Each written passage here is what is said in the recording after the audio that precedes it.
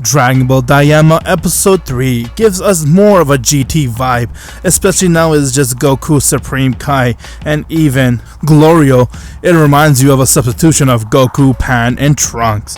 What is going on, my Z fans? So we're going to review Episode 3 of Dragon Ball Daima. If you haven't already clicked my Discord server yet to join in RP, click the link in the description below, join it. I have also made a Twitter account for my T23, and so click the link in the description below and see that. It is awesome. And check my backstory, Hero of Z. It is pinned in the comment section below, but let me know your thoughts on this episode, if you liked it or not. And if you did like this episode, give it a thumbs up and leave a like for this video. So back to Dragon Ball Daima. Like I was saying before, one thing when it comes to this is that what made it interesting, as you can read from the title, we enter the Demon Realm, and the Demon Realm, I must say, kind of got me surprised. At first I was like, yeah, okay, you know what, I think this will be whatever type of thing, but when I actually saw it, I was like, yo, not bad, pretty great. But again, the episode is kind of slow because all it does is just show them entering the Demon Realm, and pretty much it's just them trying to go towards a purpose, but you're not explaining what that purpose is yet, because right now their goal is to end that king. But I doubt that the king is there right now. Who knows, maybe he is hiding in the first floor. One thing very interesting and very odd I found when it comes to this is that it is a major task just to go to the demon world. Like, holy, you think if you want to travel to a country, all we need is get a plane, bam, we're at the country. But not here. Or even going to Beerus world or the Supreme Kai's world, you think it'll be easy, all you gotta do is just take a plane, fly across the space. But the demon world is completely different. It first takes you to a planet, which is interesting. They gave us the name of a planet. It's called Planet Batabi.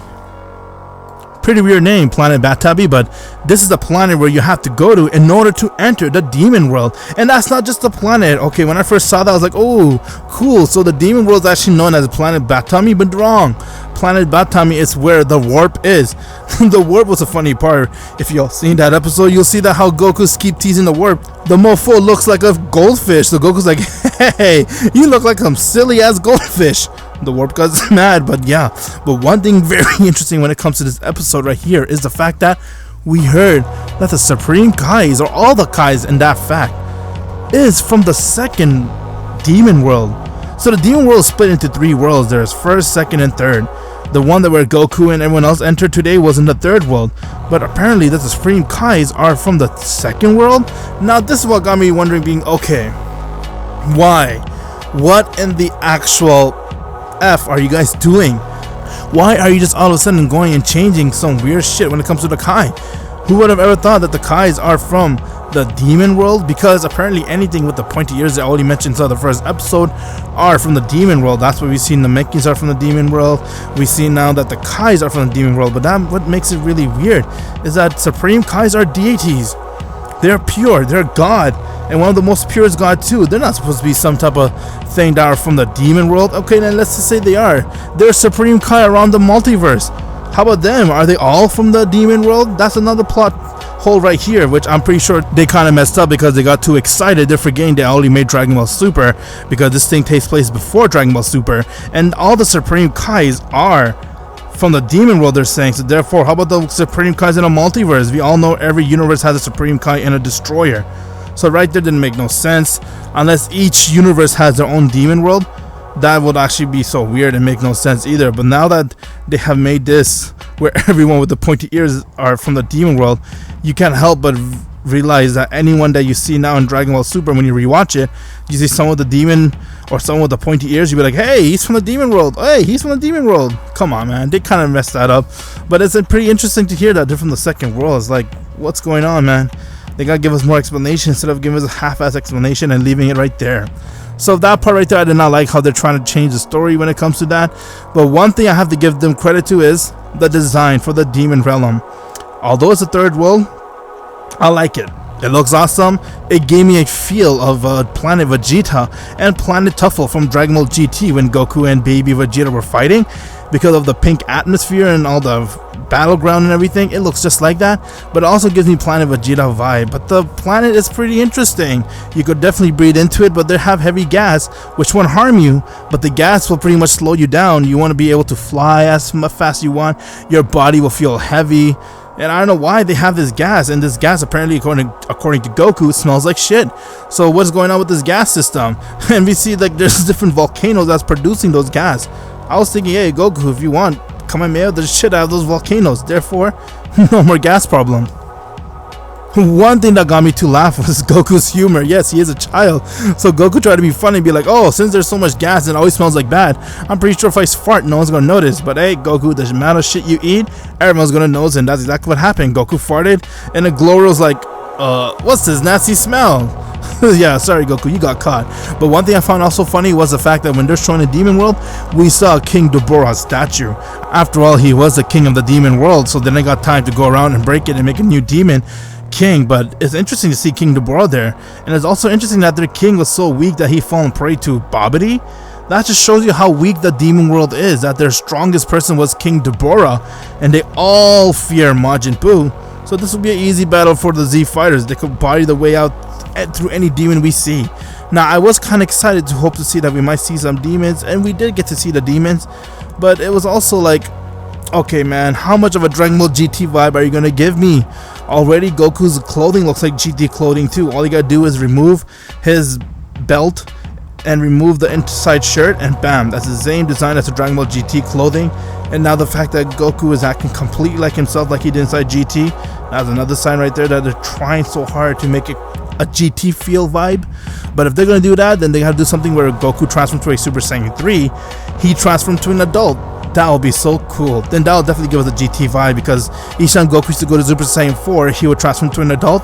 It should be the same here. But I'm still upset at the fact that they let Vegeta out of the picture, man. We need justice for Vegeta. They did the same shit for Dragon Ball GT. We had Dragon Ball GT and there was no Vegeta there. They removed him and put Pan in Trunks. And now they did the same bootleg shit right here. They removed Vegeta, and instead who they give us? They give us Supreme Kai, who is weak, and they give us Glorio, who is weak too. And if I were to put them together, it's like saying Glorio is Trunks, since Trunks was the one who was handling the spaceship and going everywhere. Goku's Goku, and Pan is Supreme Kai. One thing I forgot to mention, which showed us in the beginning of this episode, was that in order to enter the Demon Realm, you need to have the password. And if I remember it correctly, the password was 8861, something like that. But yeah, in order to enter the Demon Realm, you need to know the password. And one thing which is very strict right here is that they're not gonna let anyone enter the Demon Realm unless you have pointy ears. They saw that the Supreme Kai has pointy ears, so they thought he was a demon. They definitely know Glorio is a demon because he has pointy ears, but Goku was kind of in a pickle. He didn't have a pointy ear, so what they do, Supreme Kai uses magic to give Goku pointy ears. So that's interesting right there, that without pointy ears you will not be able to travel through the warp's mouth, which will take you to the demon world, and without getting through the warp's mouth you cannot enter the demon world at all. Well, I was wondering though, can a Supreme Kai just easily Kai his way towards there? He could Kai to anywhere. If he could Kai towards Zeno's world, another plot hole right here, he's able to easily Kai towards the demon world. Unless because he became a child, his Kai power got cut in half, but he's still a deity, therefore he's able to do that. So that's one plot hole again they made in this episode. But one thing I found interesting was to see how they're in a bar eating burgers, and we saw demon food. They're disgusting. The demon food is completely black. It's like a black burger. Goku's having burger, and it was black buns with some nasty ass looking meat and some sauce and lettuce and tomatoes. I was like, okay, whoa, what's going on there? But according to Goku, it tasted really good. I kind of felt like it was disgusting. Normally when I watch anime and I see the food, it look really good, but the demon food, yeah, not so good. But one thing interesting right here was that Goku in this episode is starting to get used to his child body, and therefore he's able to now use the power more easily than there was before, because we seen he went and took on all the demons that were in the bar, because they apparently did not like that Goku's there and he's not pointy ears, so they all fought. And Goku right here goes and easily handles all of them. They're all so weak, none of them stood a chance. They're so weak that even the Supreme Kai there looks very strong. That's how weak they are. I'm pretty sure if Hercules Satan's came to the demon world, he will be probably the strongest one there too, besides King Dabura. He'll easily handle most of the demon there himself. That's how weak they are. Alright, now I'm just stretching, but definitely Krillin could make himself look like a powerhouse if he were to enter the demon world. So I'm kind of hoping that enough of this child's play. I want to see actual real demon. I want to see demon as strong as King Dabura. Obviously we're not going to find one of those because he was a king for a reason, but something close to his power. Show us something that deadly. Show us some more good demons. What is this bullshit we're seeing? Weird ass civilian demons, come on. And then what they do is, out of spite, they go and destroy Glorio's ship because Goku apparently beat them.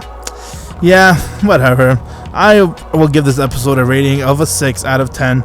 I did enjoy seeing the demon world, how it looks. I like the fact that it looks like GT Sky when it comes to Planet Tuffle, and I like the fact that this is giving us a GT vibe, but I'm very disappointed that there's still no Vegeta, man. I really hope they give Vegeta more screen time. He is my second favorite character when it comes to Dragon Ball.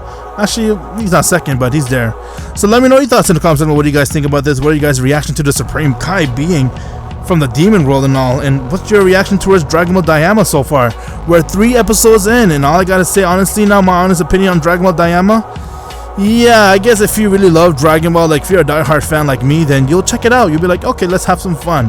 But if you're a casual fan or not really a big fan of Dragon Ball, then this series won't be for you. You just want to skip it because it's between, again, after the Buu Saga and before Dragon Ball Super, so it's not really much of a worth it to watch it for casual fans. But for diehard fans, definitely will like to see how it goes and how it plays. They still have Dende that they need to go find, and the matter of question is, how long will they plan to make this series run? So let me know your thoughts in the comments. What do you guys think so far about Dragon Ball Daima? If there's anything you guys like about this video I want to talk about, please drop me a like. I'll greatly appreciate it. If you haven't already, check out my Backstory Hero Z. It is pinned inside the comment section. Check it out, and check out my Twitter and follow it, please. It is pinned inside the comment section below.